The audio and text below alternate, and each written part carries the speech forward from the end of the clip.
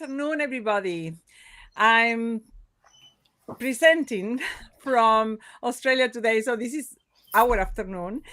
Good morning and good evening, wherever you are in the world. And I have the pleasure of introducing you to Rickard from Sydney in Australia. And he is going to talk to us about the gut. Secrets of the Gut Exposed is our session today. Welcome, Gus. How are you today? Hi, Silvia. Good. Thank you so much for having me. I'm really excited to be here and to discuss the gut with you, which is something I'm super passionate about. Yes, absolutely. The gut is something so new in terms of how we understand it and how we understand its connection with the brain. Such a fascinating topic. And I know you know a lot about this, and you're going to leave the audience in awe. And we are going to learn a lot with you. So, Gus is a CHEK practitioner and a holistic health coach and a specialist in gut health. He advises people through his company, Wise Moves. We are going to provide the information at the end. But anyone who has some problems with their gut or some chronic pain, definitely they should visit Gus. He helped me a lot personally in 3 4 years ago when I had an accident, and he got me walking again, so I can testify for his expertise. So tell us a little bit what a CHEK practitioner does, Gus. So it's a good question. It's one that I'm asked all the time and that I constantly am having to refine my explanation of what a CHEK practitioner is. But I look at the body holistically. I look at how all the different systems interact and work together. In order to cause function or dysfunction. And mainly I do that with people that are in pain or have some kind of complex health challenge. Yeah, that's it in short. I use exercise and nutrition and coaching around mindset and lifestyle to really get to the root cause of what a problem might be. Excellent, excellent. Okay, so here comes my first question. How important is nutrition, having good nutrition in terms of minimizing the development of chronic illnesses? Good question. I think it's incredibly important. It's something that's so overlooked nowadays, or also something that's almost adulterated by the food companies and by marketing and all the media out there trying to get us to eat certain things, because the bottom line is we need to be eating whole foods, which are just meat and fruit and vegetables the way that nature presented them to us. And if we do that, and if we eat a wide variety of foods, then most of the time we're going to stay in pretty good health, or we're at least going to fare a lot better than someone that's eating processed foods and eating the same thing all the time and not listening to their body and what they eat. Yeah. Yes, lately I've been thinking every time I go to the supermarket, and most of the aisles are full of things we shouldn't be eating, except Mm. for when I go through the veggie and the fruit section, or the meat section for people who like meat. And I never follow any diet. I'm not very good at following diets, but I try to eat very consciously. Sometimes, I eat a couple of things that I really like maybe a biscuit or a piece of chocolate, but usually I'm pretty good in how I eat. But most people don't have this awareness of food, and they get tempted as they walk through the aisles. What would you Mm. say to these people? Mm. Well, that's a good, yeah, it's a really good point. I think there's a few things to unpack there. One is just the way the supermarkets will put everything they want us to buy right in front of us. The things that are the big money makers, all the packaged processed things with bright packaging, which are the worst offenders as far as gut health is concerned. They'll put in the middle and put right there where next to you at the checkout as you're walking out, and the things, the meat and fresh foods around the outside of the supermarket, so you have to actively seek them out to get there.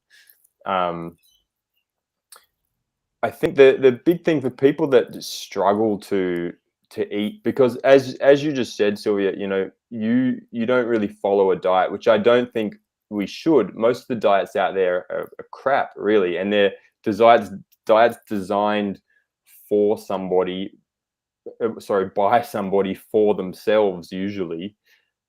But the thing is, everybody has unique needs. There are no two people have the same dietary needs, and what is really healthy for one person might not be for someone else. Some people do really well on a really high fat, high meat diet, and other people will do shockingly on that diet and need more fruit and vegetables and carbohydrate food. I'd say for anyone struggling, first of all, always go to the supermarket on a full stomach. I think that's the that's a kind of trick I've Good advice. learned Yes. over time. Yeah, don't go to the supermarket hungry, because if you go hungry, you're going to fall victim to all the packaged processed stuff. And yeah,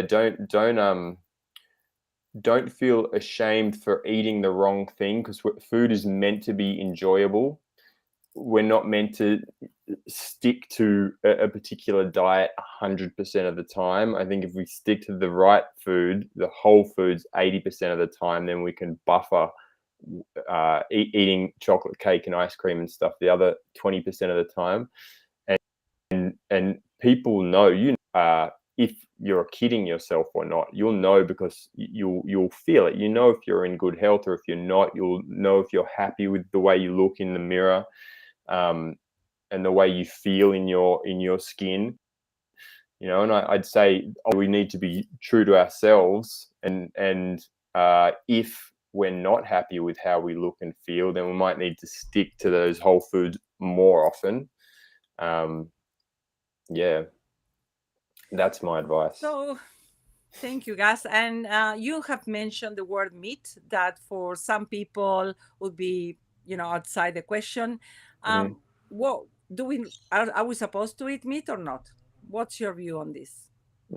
Yeah, I think we're supposed to eat meat. I think, prior to 30,000 years ago, we were living in an ice age, and most of our ancestors would have been on frozen ground where there was not a lot of plant foods available, and animal foods were of primary importance. So I think, even though there's been 30,000 years of adaptation, we're all adapted to eating meat to some extent. I always like the idea that if, the darker somebody's skin is, the more their ancestors were in sunlight, and hence the increased pigmentation in the skin. So those people's ancestors were going to have more access to plant foods, because plant foods require sun and heat, where animal foods don't. And the paler, like you and I, Silvia, our ancestry is probably from Northern Europe.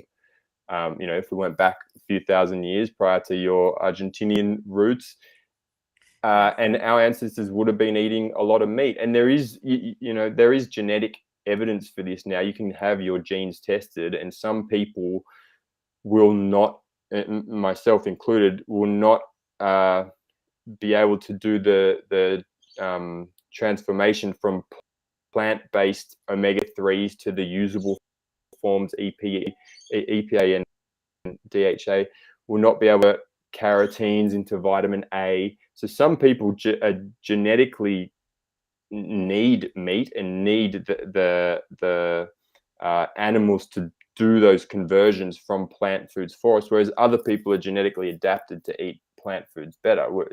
There is no ideal human diet. As much as we'd like to find one, I don't think it actually exists. Okay.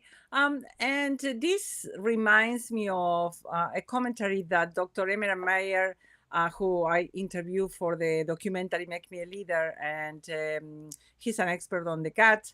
He mentioned that the tribes in the Amazons, in the Venezuelan Amazons, are the ones that have the largest microbiome diversity in the microbiome. Mm. Could you tell us how diet can influence the variety of microorganisms that we have in the microbiome. And can you please describe what the microbiome is? Yeah, sure. So the microbiome is just a collection of microbes that live in a given area. So our skin has a microbiome and our eyes have a microbiome, but most of the time we're talking about the gut microbiome, and particularly the microbiome living in the colon, which is the large intestine. And in the colon, there's about 2 kilos of microbiome. So it's the biggest collection of organisms in our body. There are more, I think there's 150 times more genetic information in the microbiome than there is in the rest of us. It's of huge importance to us metabolically. It's the largest endocrine gland in the body now, due to the fact that a lot of the organisms in there produce substrates that have an effect on the endocrine system, on our hormones. So it is in fact, by definition, an endocrine gland. And its main role, the microbiome's main role, is to absorb nutrients from food and to convert them into things that are usable for us, to help them pass through the gut wall. So that's the microbiome. Now, the microbiome, it's affected by a lot of things. It's not just what we eat. That is incredibly important, what we eat, and we generally see that the greater diversity of foods in our diet, the greater diversity of species in the microbiome. And by the way, when we're looking at diversity in the microbiome, the greater diversity, the better, the healthier we're going to see the gut.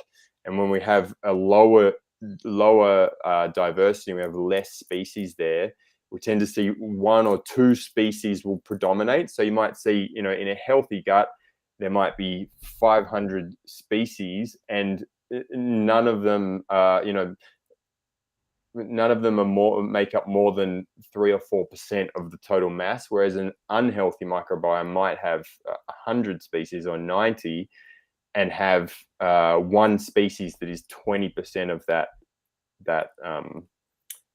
diversity, and that's called a dysbiosis, and that's not a good thing. It leads to a lot of problems. But so when you see tribes like the Hadza that I've written about before, like the guys in the Amazon you just mentioned, they have such a diverse diet. They eat hundreds of different species of plants and hundreds of different animals. They eat all sorts of little birds and bugs and mammals and everything. The average Australian, I think, eats something like 16 different foods in a week. Where I know the Hadza, which are another group in Africa, we're literally having hundreds of different foods every week, and that would change seasonally as well. So because they have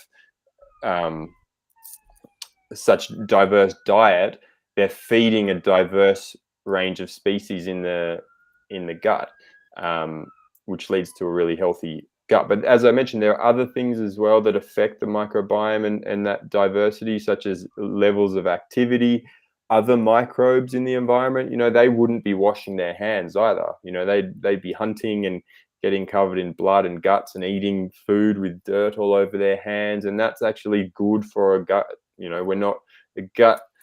microbiome doesn't do well in a sterile environment, which is what we do very well at, creating a sterile environment for ourselves now, not just in the environment, but within us as well, by eating meat that's been fed antibiotics, that antibiotics just kill indiscriminately, drinking chlorinated tap water that just kills indiscriminately, stress, and so on. We in the West, we are not very good at allowing organisms to grow the way that they would there in the jungle. So to summarize it a little bit, someone who eats fast food most of the days of the week will have a small diversity when it comes to the microorganisms that they have in the gut. Someone who it's seasonally changing fruits and veggies and eating a variety of fish and seafood and meat and chicken and turkey, etc., have a bigger chance of having a healthier microbiome. Is that correct? Yeah, absolutely. Yep. So you think of it like this: the microbes are going to certain species of microbes are going to eat certain foods or certain compounds in foods, and in general, when you eat a food, the microbes needed to break that food down will somehow find their way to your gut.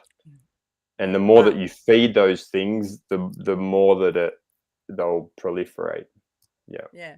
And one of the recommendations that I always heard Deepak Chopra or people like that um, sharing with their public is to eat the colors of the rainbow, which Mm. means, make sure you eat purple and orange and red and yellow and white.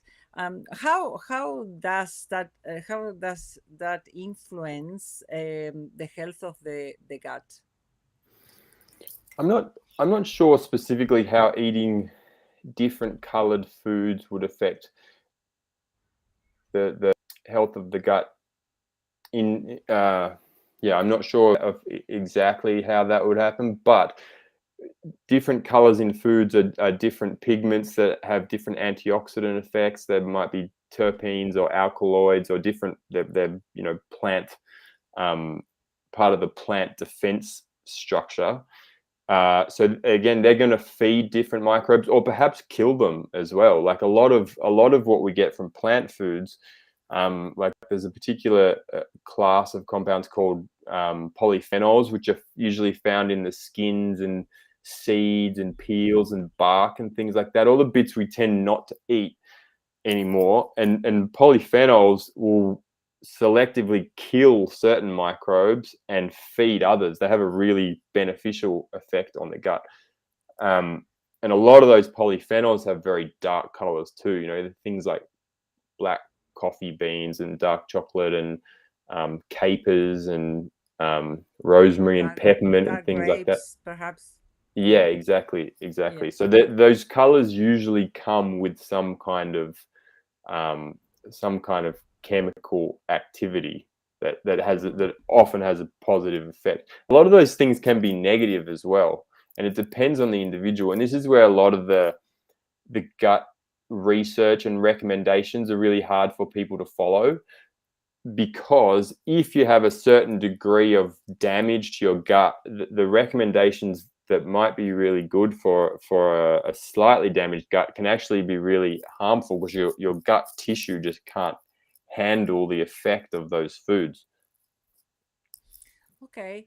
And how is the gut connected to the brain, and why is it important in terms of minimizing the dangers of mental illnesses by taking care Mm, of our guts? mm, yeah, good question.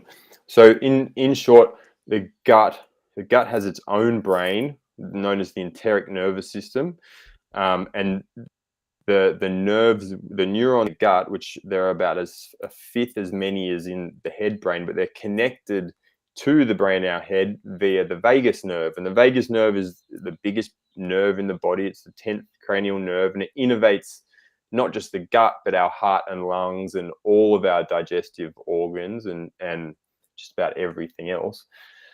Um, but within the microbiome, it's about 95% of serotonin and 50% of dopamine, which are our feel good peptides, as you would know, are produced and they all communicate via the head brain, via the bloodstream, and via the vagus nerve. And I think, as from what I can gather, this happens, or this connection is here because when we're born, our emotions are very linear. We have either or very binary, I should say. We have either, we're with mum and we're fed and full and warm and happy, or we're not with mum and we're not fed and we're not warm, we're not happy. And so when food reaches the gut signals the brain everything is good, and we feel content and happy and peaceful. And when we don't have food, this is as a baby, we don't have that. So there's this connection to the limbic brain via the vagus nerve. And as we get old, I think that it gets a bit more complex as we become adults. But in short, the health of the gut will be reflected in our mood.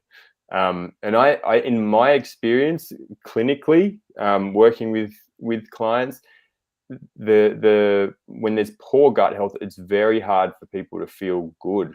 They just don't. They'll feel dull and depressed and get anxiety and all sorts of things because they're not getting those neurotransmitters, and because the gut is sending their brain the signal that it's not safe and it's not fed, and just puts them in a bad mood all the time. So that would, for me, that would be the first place, or it is the first I look. Anytime someone has any kind of mental health issue, and I know there are doctors out there that treat everything from schizophrenia to depression and anxiety and ADHD all through the gut, through nutrition alone, and have very good results.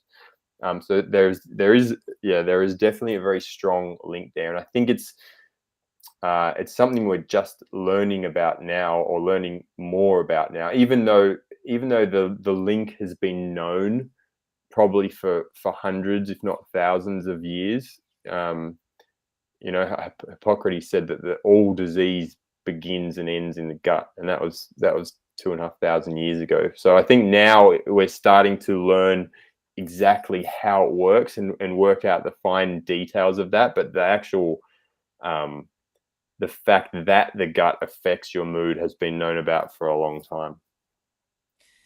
It's interesting because 5 years ago, when I was doing research for this documentary we talk about, one of the things that surprised me is that neurogastroenterologists studying the gut don't talk to neuroscientists who are experts in the brain. And maybe just 5 years ago, they were starting to do some experiments together across disciplines. And I think it would be so helpful if they work together, because the gut and the brain is extremely interlinked, and we could sort out many mental illnesses if we knew more about what's going on in the gut of people with schizophrenia or bipolar or depression. Depression being the classical one. If 95% of the serotonin is produced in the gut, how does a bad diet affect our moods and levels of depression? And maybe antidepressants is not the answer, but changing diet is the answer, isn't it? Absolutely, yeah, I'd agree 100%. Do you have many experiences with clients that come to you because they feel depressed, and you recommend a change of diet and they improve? Could you share a little bit about that? I don't have many people coming to me specifically for depression as their primary complaint. My people usually come to me, as you know, with pain primarily, and depression is often something that goes alongside that. So with my clients, they're going through a whole program of doing corrective exercise and changing nutrition and changing all areas of their diet and lifestyle. So it's not very isolationist in that way, and so I can't comment on specifically working with depression for that in my own practice, but I know that it does happen because there are a lot of other doctors and therapists out there working with that specifically. Yeah. So when you change diet for people with pain, do they start to feel better? Do you see that correlation? Absolutely. Yeah. And often, sorry. I was going to say, and often very quickly as well. When you change diet and get rid of something that's exacerbating a problem in the gut, they'll often feel better really quickly. Yeah. Okay. And what is the first thing you ask people to do, if I can ask that question? One of your secrets. Yeah, well, I've already given it away. The first thing, I have kind of three rules, and obviously nutrition is a very complex topic. I remember Googling, doing a PubMed search on vitamin A a little while ago, and there are like 50,000 entries. So there's so much research on such specific areas of, but I like to just break it down really simply and say the first rule is just to eat whole fresh foods, which I already mentioned, which is, eating foods that are unchanged from the way nature presented them to us. And I use the example of like, an apple versus an apple juice in a carton. Even though the apple juice in a carton is the same thing, it's been juiced, and you get rid of the skin and the pulp, which gets rid of antioxidants and fiber and things like that. They'll then pasteurize it, which kills a lot of the enzymes and other things. So it's a completely different product. So the first rule is just eat whole foods.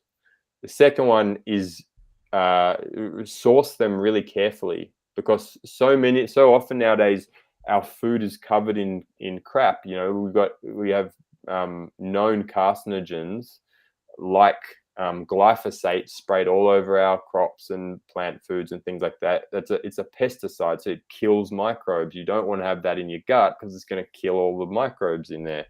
It's the same with animals in feedlots, that they're given antibiotics. Again, you eat meat that's full of antibiotics, it's going to kill your gut microbiome, right? So we need to source food really carefully and make sure that we're getting it from places that don't have those things. The best way to do that is go to a farmer's market and ask for organic or pesticide-free fruit and vegetables and grass-fed and even regeneratively farmed meat that's grown in a closed cycle. And then the third rule is just to listen to your body and eat according to your own needs. And this is back to that.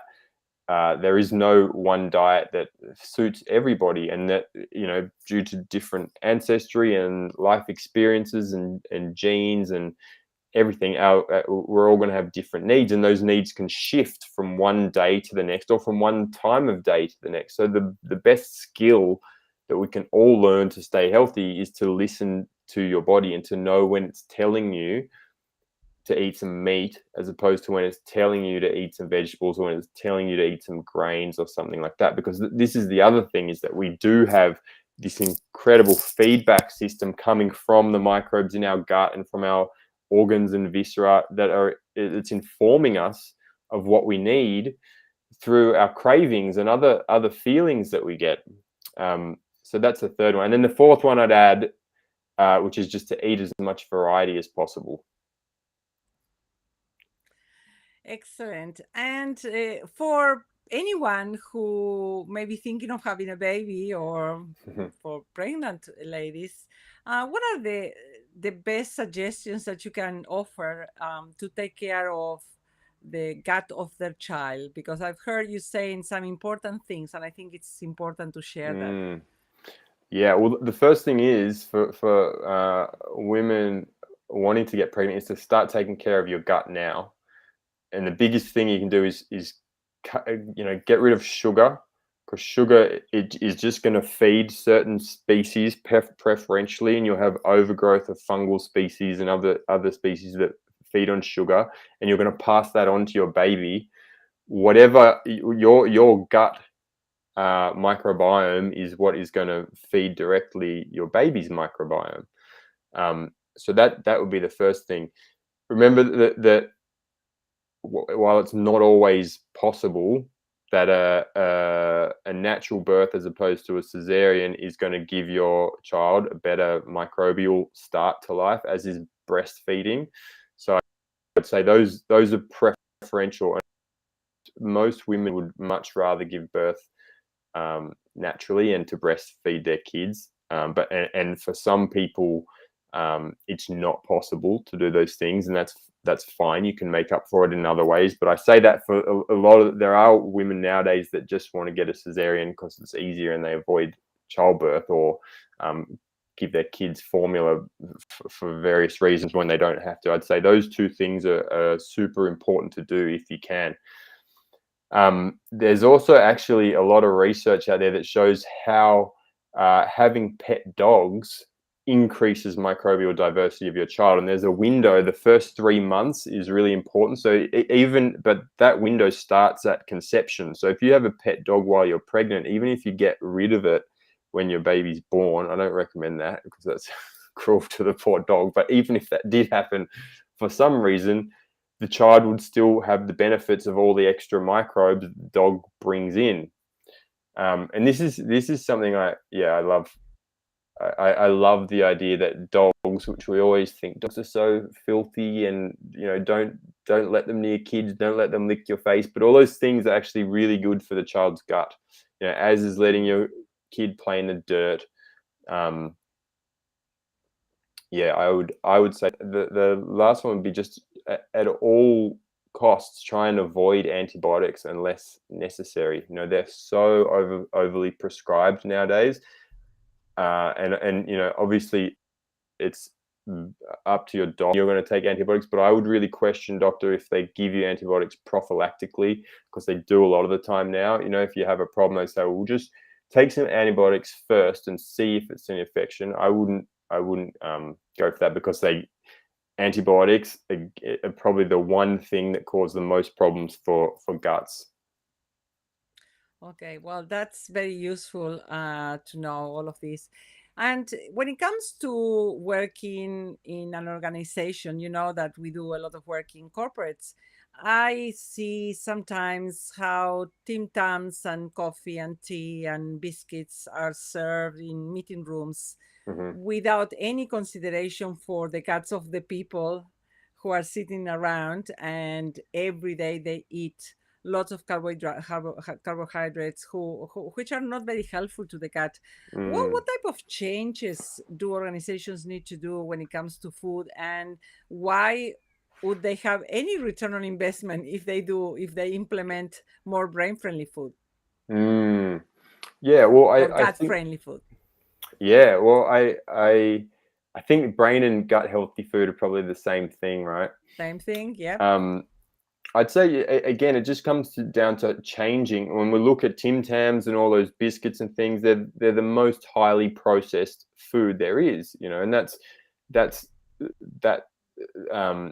that's exactly what we're talking about when we talk about junk food and high sugar, high wheat, gluten, dairy. It's got all the things that people try and avoid in one convenient little biscuit, and it tastes great, but the cost is high. And the problem is, again, as I mentioned earlier, it's not an issue with eating those things here and there, but when it becomes a part of your company culture that you have,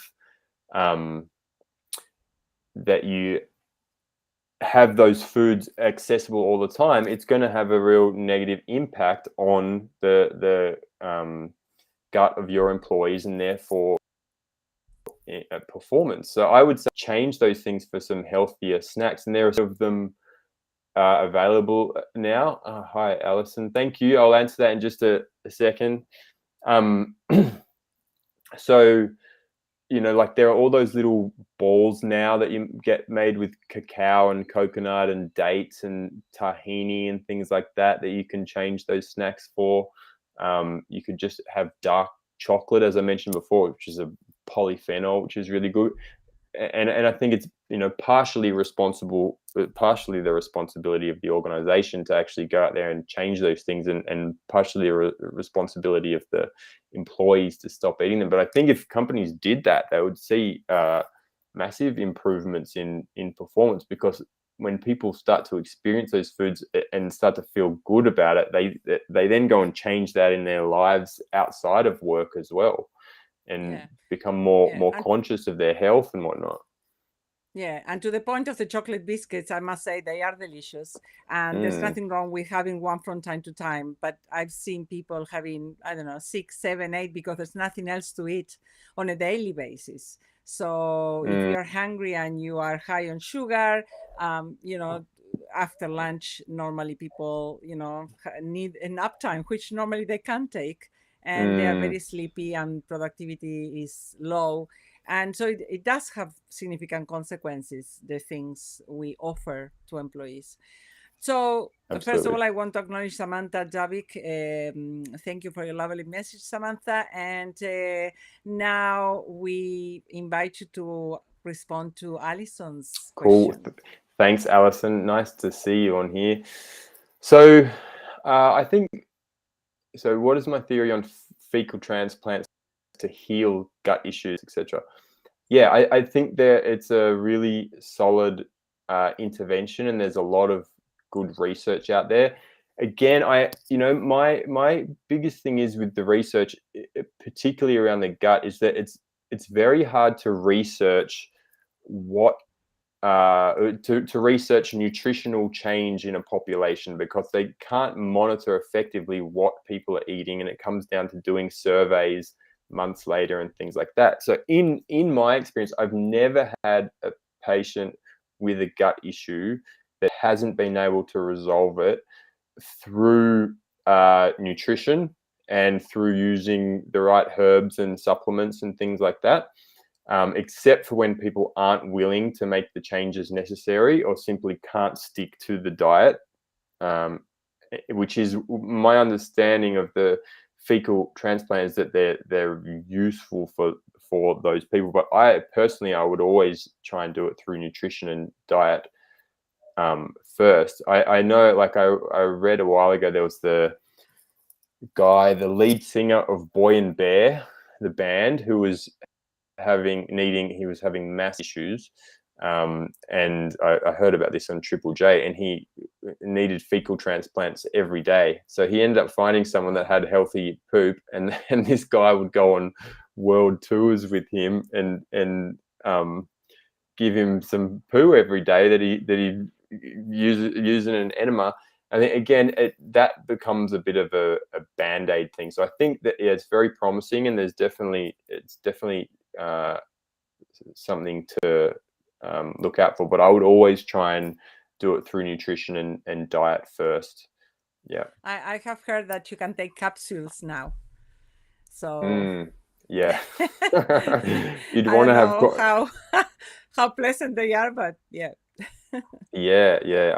I heard that as well. You'd want to have a pretty strong enteric coating on there, wouldn't you? You wouldn't want it to burst on the way down Absolutely. or something. Absolutely. But I guess that people that are extremely ill, maybe that's one very effective solution from what I heard. And but for most of us, if you have a reasonable, healthy gut, there are other things that we can do, like, for example, bone broth. Tell us a little bit about your Yeah. famous bone broth. Yeah, well, I think bone broth is one of those panaceas, really, that just has such powerful healing effect, particularly on the gut. Mainly because it is, when I'm talking about bone broth, I'm talking about a soup made by boiling down bones of, beef or chicken or something like that, particularly the joint tissue that has a lot of cartilage, and ligament tissue, and a lot of that collagen in there, that when you drink that is the very stuff that your gut cells are made out of. So it's incredibly soothing and healing on the gut cells, and allows them to heal themselves more. Yeah, and it's also very alkalizing on the gut. It's just very, like, soothing in general. I'm not sure if that's just due to the alkalizing effect, or if it's anti-inflammatory in a lot of ways. But I know if you've got a kind of gut issue and you try just drinking broth, it'll usually settle down pretty quickly. And is it the same to buy the powder from the nutritional shops, or is it better to cook it ourselves? There's a lot of different products out there now, so you can now get bone broth like concentrates, where they've just boiled it down into a concentrate. You can get gelatin, which is made from the bones itself, and it's the raw gelatin. And you can get collagen hydrolysate, which is a process, so it dissolves in cold water and it's easy to drink.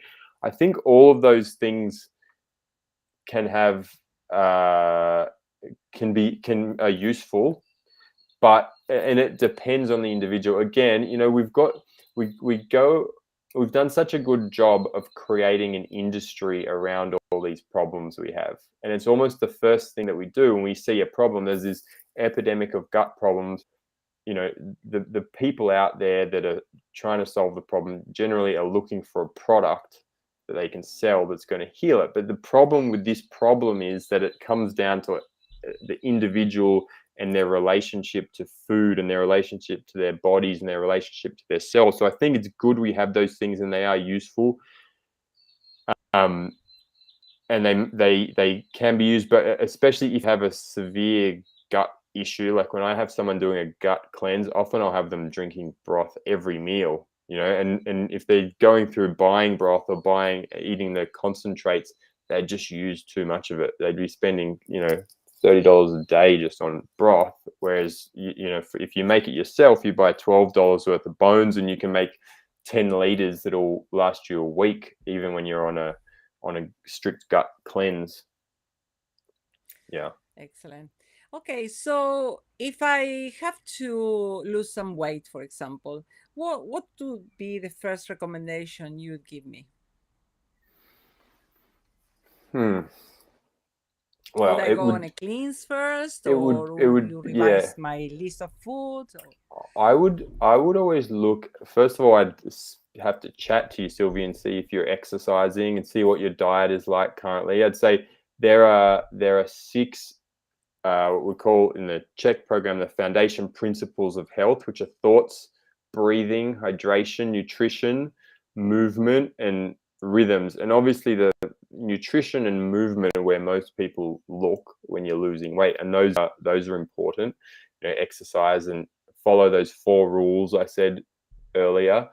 I would also be looking at stress and sleep and say, are you stressed at the moment? You know, what's your level of stress like?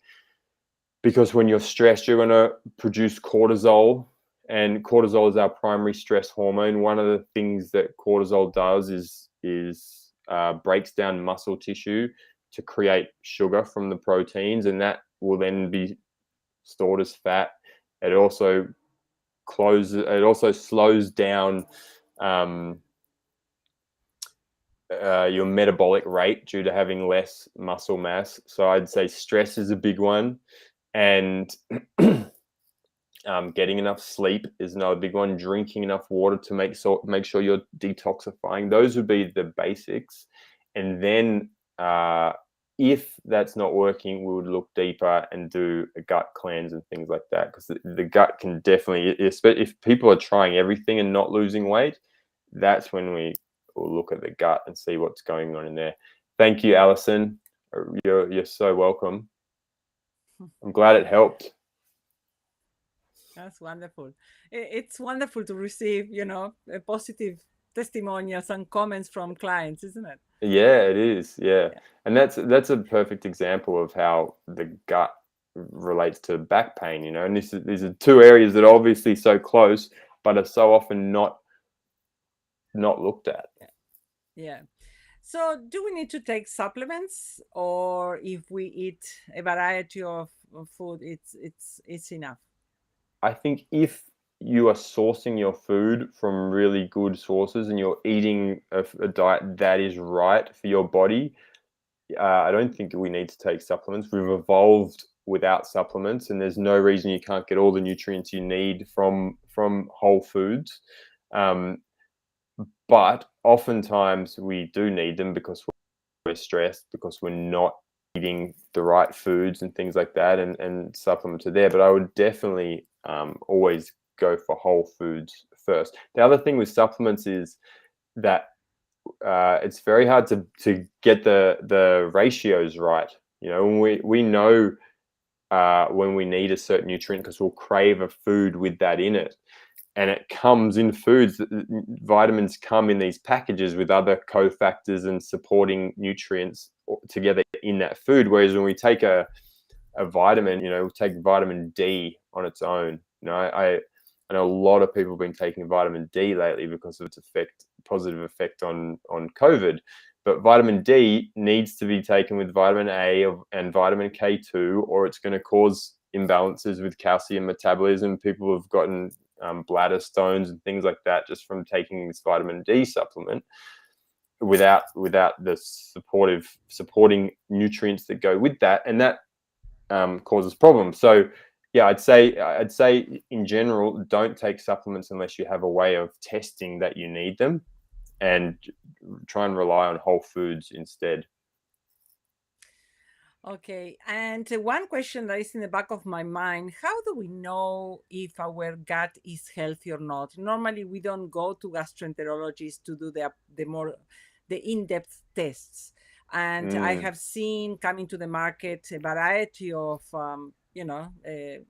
easy tests to do, like Biome, and there's a few that I'm sure you will mention, that gives you an idea of the foods you should be eating, the ones you should avoid, and the ones that they are not that good for you, and a list of all your microbes. So how useful is to get that done?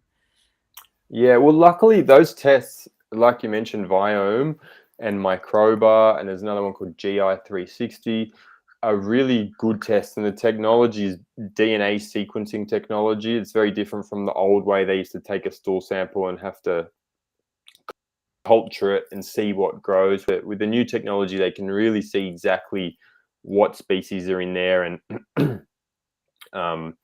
in what numbers and things like that. It's still, I've had people, and myself included, I did a microba test a few years ago, and my according to the test, my gut looked really good, but I wasn't feeling very good mentally, and I ended up doing a gut cleanse, and I felt heaps better.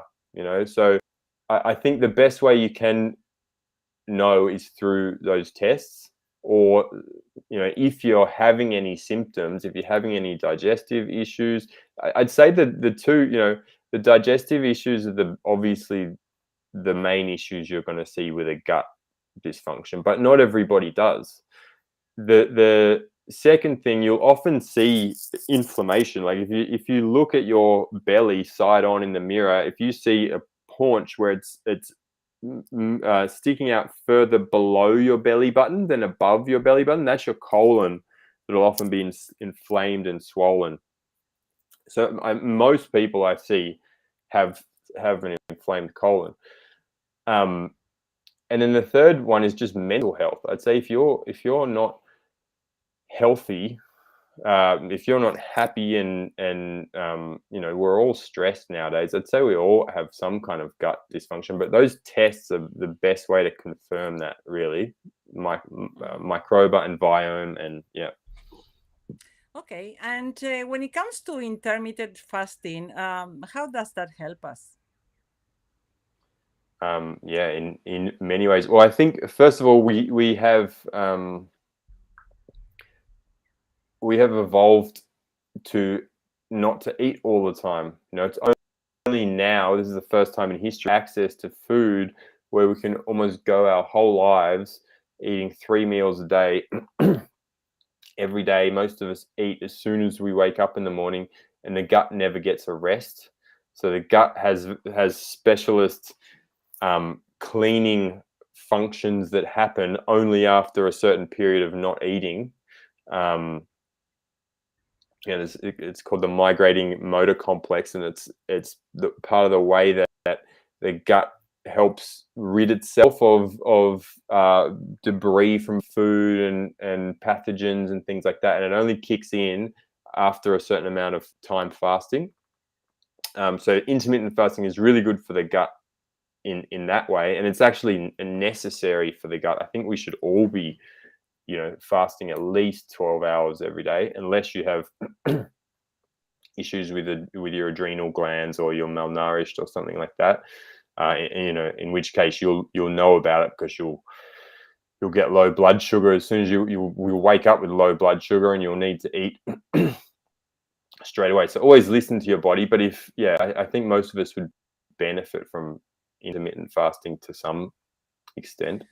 Yeah. Okay, so basically we should be not eating 2 or 3 hours after we wake up, and then perhaps don't eat again 2 or 3 hours before going to bed. Is that right?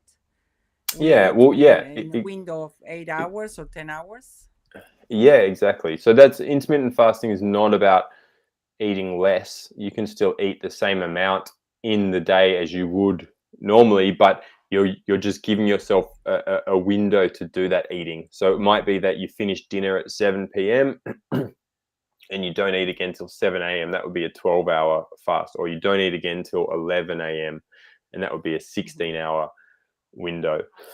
And Excuse me. do we need to have breakfast? Is breakfast as important as some people say, or it depends on Mm, you and your gut and your yeah, activity? I think it depends on the individual. I mean, whatever meal you have first is going to be breakfast, right? So we've got to eat breakfast. Just a question of whether we need to eat it first thing in the morning, or whether we can wait till midday to have breakfast. And again, I think it depends on the individual and the level of health that someone has. If someone's very stressed, and there are a lot of very stressed people out there that have adrenal issues, and in which case going for even 8 hours without food, they'll tend to get low blood sugar and will feel dizzy and weak and things like that. So for those people, I think it's very important to eat a big high protein meal, very, very soon after waking up. Whereas if you're in good health and you're not stressed, and you don't have any of those symptoms, then yeah, waiting long, you'll benefit from the intermittent fasting that happens. Yeah. Thank you very much, Gus. That's very enlightening, and I'm pretty sure that we can continue learning from you. But one of the things I want to ask you is if someone specifically wants to see or do your program, and what will they get? Can you tell us a little bit about the gut health program that you have put together? Absolutely. Yep. So excuse me. So this is a coaching program. It includes I combine coaching with education. So there are weekly videos that come out that go into everything from nutrition to gut health to detoxifying, how to keep your work and home environment healthy and free of um, dangerous chemicals and things like that that might have a negative effect on your gut. How to source foods, how to personalize your diet, how to reduce stress, and we look at values and things around living a life that's true to yourself, because all these things are going to have an effect on your gut. And then with coaching that's done in group coaching and one-on-one coaching. So there are the course usually goes for 8 weeks, and there are different amounts of interaction needed depending on the person. Yeah. Fantastic. So I want to encourage anyone who thinks they need to improve their gut health to contact us at Wise Moves, because I'm an outcome of working with Gus, and I can definitely share that he's extremely effective in the way he deals with clients and reaches, or helps you reach the goals you want. So with this, I would like to thank you for your participation today. There are so many questions that I want to have as soon as I finish, Mhm. but I think that this is all for today, and I really, appreciate your time with us, because it's a big contribution what you're doing to society, not just to your clients, but by teaching this stuff that is not very well known. We almost have forgotten how to eat well. Mm. You are, a big contributor to improving gut health and mental health. So thank you so much, Gus. Thank you so much for having me today, Silvia. It's been a pleasure. I always love discussing these things with you. Um, yeah, I really appreciate you having me on here. So thank you. Okay, so it's all for today. And remember that better brains, and in this case, better guts, create better leaders. So let's not forget the gut and the connection, the deep connection that it has with the brain. And see you in the next episode. Thank you very much.